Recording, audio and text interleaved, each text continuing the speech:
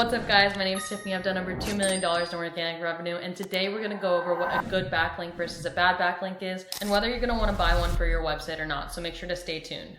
Thanks so much for clicking this video, and I'm not exaggerating when I say watching this video could save you tens of thousands of dollars and years of making the wrong mistake. And if you don't believe me, I'm gonna take you through a quick story about my friend Tim here. So this is my buddy Tim. Tim always wanted to start a Shopify website. He dreamed of being a digital nomad, and so he decided he was gonna run his very own sock business. Tim saw some of my YouTube videos and he was like, you know what? I think I could do it. I think I could do this SEO thing. Let me give it a try, right? So Tim heard me say that backlinks and content are gonna be the two keys when it comes to e-commerce SEO. So Tim's just getting started. He doesn't have much of a budget, and he decides, all right, I'm gonna go to the one place that I know has cheap services. Let's go check out Fiverr. So Tim goes to Fiverr, he searches backlinks, and he filters through the cheapest versions, right? Why not get the best bang for your buck? And so Tim goes through all these different sellers, saying, wow, $5 for a backlink? That's pretty cheap. Why not just do that, right? 50 to 70 plus DA. Tiffany told me domain authority was pretty important. This seems like a great deal overall. So Tim, being the new entrepreneur that he is, he's so excited to invest in his future, so excited to invest in backlinks. He says, you know what? Yeah, they're $5 each. Let me throw $500 at them. Why not? Let's buy $100 of these babies and see what happens. Well, a couple months later, the big G, big Google, sees these spammy links pointing back to Tim's sock business website. And what do you know? They get hit with an algorithm update. Site visits go down, web traffic goes down, and Tim is crushed. He even got a makeover. It's so different. He doesn't even look like the same guy anymore. He's distraught. He thought, oh my gosh, how could I let this happen? But what Tim didn't have that you have is a very, very special tool called my backlink vetting checklist, guys. And that's what we're gonna get into today. Today's video is all about how to use this checklist to vet your backlinks and make sure you're buying or building the right type of backlinks. Okay guys, I just wanted to be super clear when it comes to backlinks. You can either build your own backlinks. Now there's a couple ways you can do this. I can go into that in a separate video. If you're interested, please comment below and I'll make a video on that. So you can build backlinks through different things like cold email outreach, guest posting, link insertion, digital PR. There's tons of ways to build backlinks. Or you can buy backlinks. There's different online marketplaces where you can buy backlinks, vendors who sell backlinks. Now in this video, I'm not gonna go over whether you should buy or build. I'm just gonna let you know that both options exist. And if you're curious what I do, you can just DM me and I'm happy to talk through my strategy with you. The best way to learn, in my opinion, is by doing. So let's just do it, guys. Let's do it together. There are a few things you're gonna need before we get started. The first is I would recommend signing up for Ahrefs. They just did come out with a $29 per month starter plan as of last year. That's going to be key for doing this exercise, so you're going to definitely need Ahrefs. Okay, now we're just going to run through each of the different checklist items on what makes a good backlink, and we're going to do this real time by looking at the example websites and determining if it's a good backlink or a bad backlink. So we're going to play a little game here. So the first one, I'm just gonna evaluate this website on a whole. So the first thing I'm gonna have to do is go to Site Explorer, and I'm gonna paste in the website I'm looking at. The first thing that I'm gonna look at is the traffic. I wanna see that this example website has at least 1,000 visitors per month. So let's take a look. Traffic, organic traffic is at 3.4K. Okay, that's pretty solid.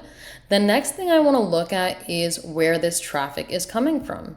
So if I go over to traffic by location, I can see that this website's top ranking country, so the country that they're getting the most visitors from, is India, followed by United States, then the Philippines, then UK. So this does not meet the criteria of traffic location. So I'm already a little bit sussed out about this website, honestly.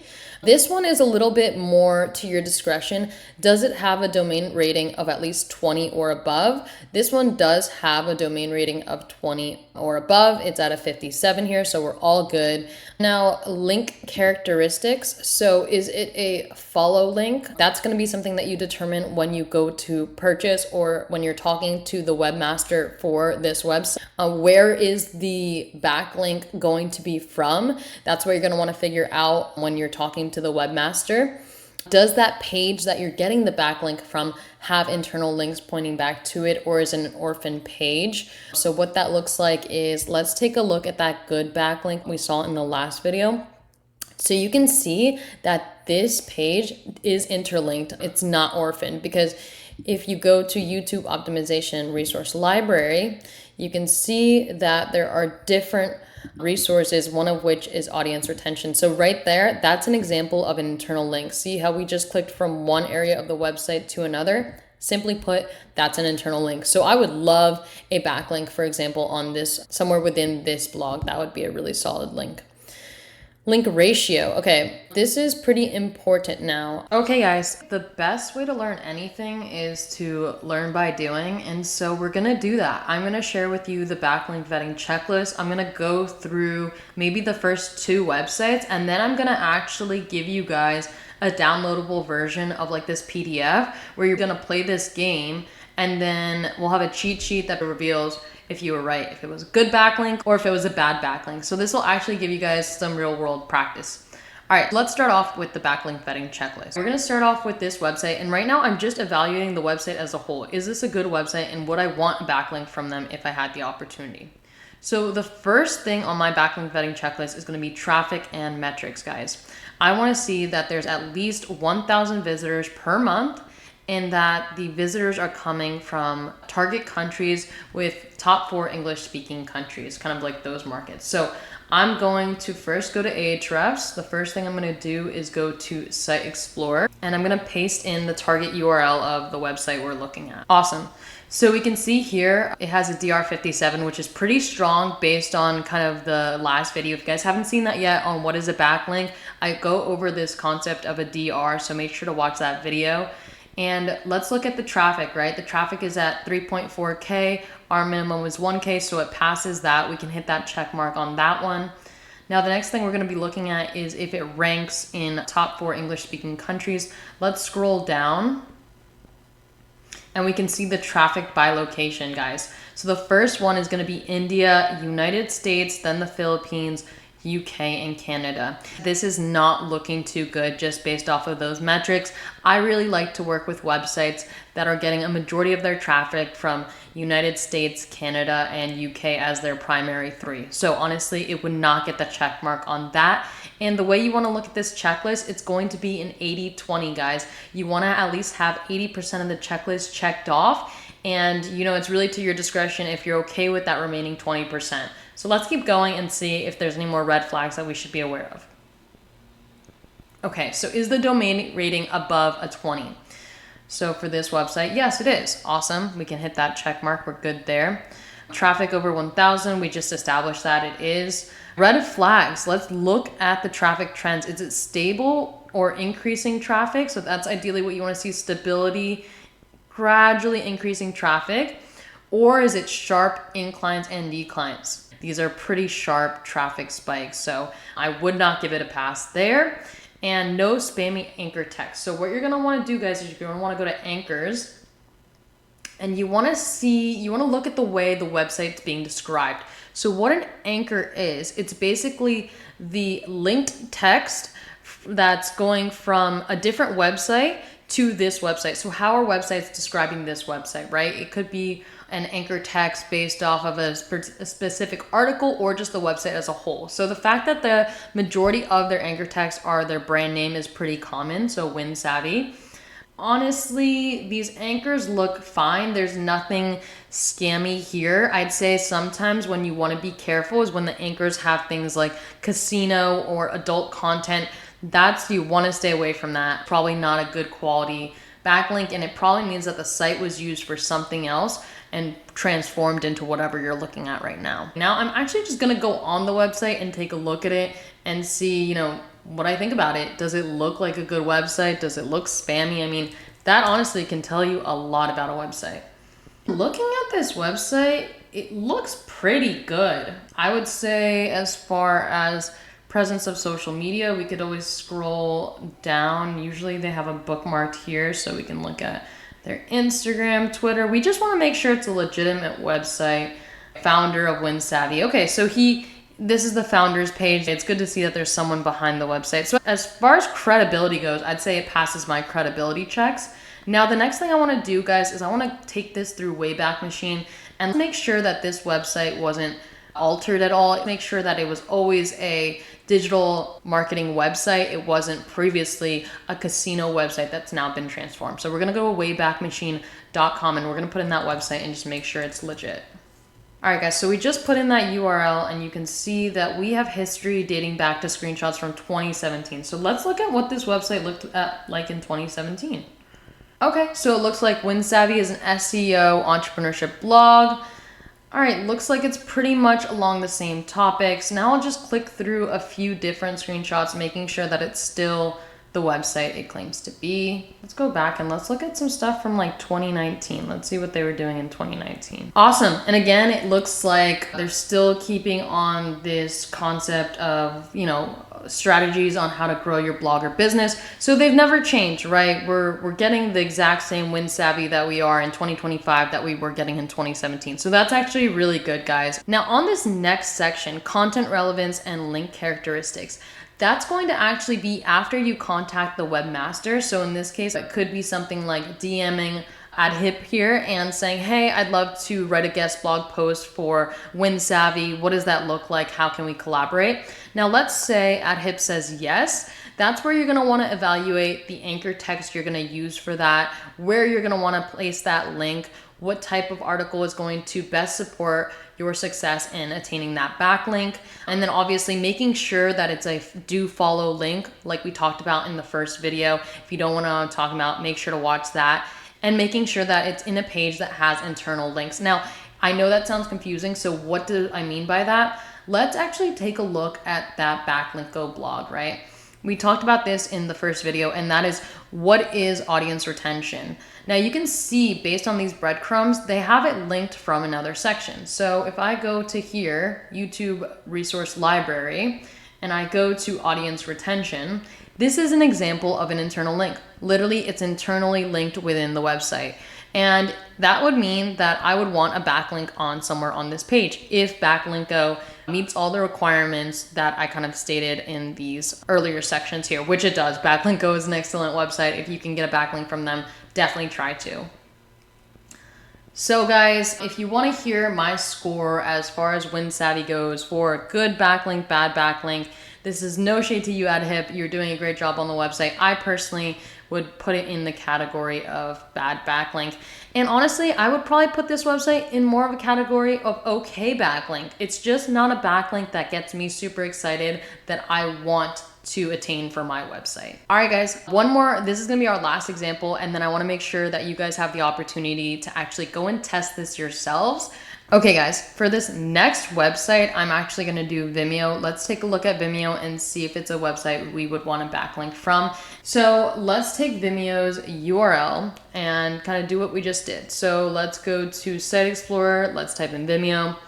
Okay, perfect. So does Vimeo have at least 1,000 visitors per month? Yep, they have 2.7 million traffic. So yeah, they definitely meet that requirement. Now let's go look at their locations. Traffic by location, number 1 is US, number 2 is India, number 3 is UK, and number 4 is Brazil. So do they rank in our target country? Yes, they do. The first country they're ranking in is the US. Does their domain authority have more than a 20? Yeah, they're at a 96, which is pretty crazy. And traffic, we already talked about. Is this traffic stable or increasing? I mean, this is as stable as it gets, guys, as far as like Google core algorithm updates. You can see that they've been pretty steady. If anything, they're a little bit on the decline, but there's not those peaks and valleys kind of like we saw on the last website. Anchor text, let's go check out the anchor text right now.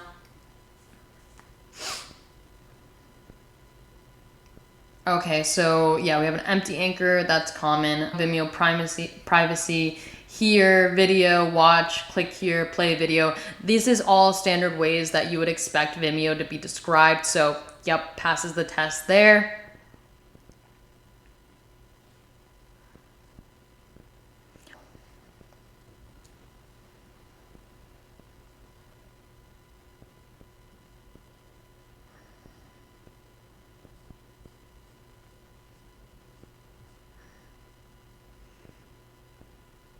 All right, now let's look at the actual website itself. You can see this is a super professional website. If we scroll all the way down here, we can look at Vimeo's social media accounts. Just give them a look, make sure they're legit. Are they active? Are people engaging? Does this look like a real business? That's really what I'm trying to gauge here. Yeah, they're posting on socials. It looks like they have good engagement. Looks like a legit business. They have 213,000 X followers. So yep, definitely legit there. Awesome. Let's go to the next point, which is going to be HTTPS. You guys don't really have to worry about that. Let's talk about Wayback Machine. So let's put Vimeo into Wayback Machine and let's see what it used to look like back in the day. Awesome. So you guys can see Vimeo's been around for a long time, more than 10 years, which is pretty crazy. So I'm going to go check out a screenshot of January 7th, 2011. Let's see what Vimeo used to look like back in the day. Wow, pretty trippy to see. This is what Vimeo looked like in 2011.